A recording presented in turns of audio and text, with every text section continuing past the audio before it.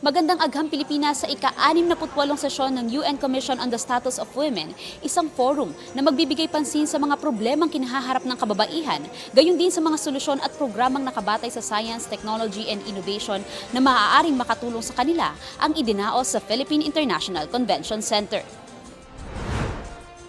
Sa forum na pinamagatang Mind the Gap, Gender and Poverty, tinalakay ang mga problemang kinahaharap ng kababaihan.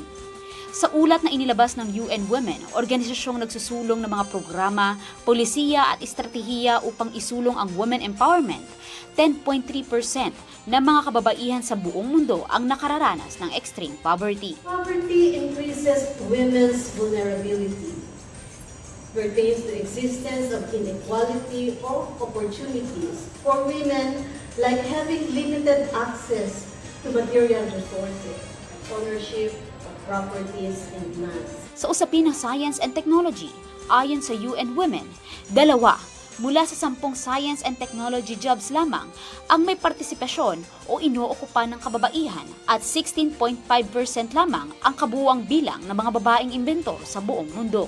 In the World Economic Forum Global Gender Gap Report, the Philippines is performing really well as a country compared to our peers in the Asia-Pacific region, ranking 16th globally and 2nd in the region.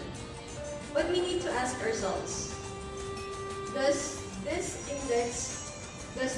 ranking really and fully represent the situation and lived realities of women and girls in the country?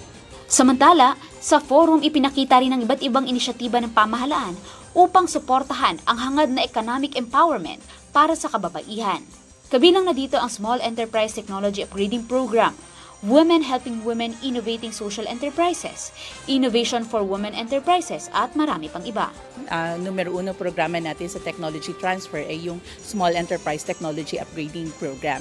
Kasama po natin dito na tinutulungan talaga natin yung mga kababaihan na ma-improve, ma-enhance yung access nila sa science, technology, and innovation that would prove to be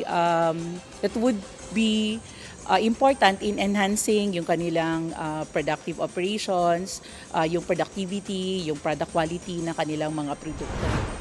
Mas maaabot pa natin ang mas maraming kababaihan para sila ay matuto na gumawa at kumita para sila ay hindi madaling apihin because when they are earning and then when they can be economically independent, and therefore it would be very hard to abuse them if they are in that situation. At sa ating mga kababaihan, sana kayo ay ma-empower, sana kayo ay matuto ng iba't ibang skills at kumita dito sa mga skills na matutunan nyo para kayo ay magiging women empowered, women economically empowered. Ang 68th session of the Commission on the Status of Women ay isang sesyon kung saan tinatalakay ang mga estratehiya upang makamit ang gender equality, magkaroon ng women empowerment at mabawasan ang kahirapan.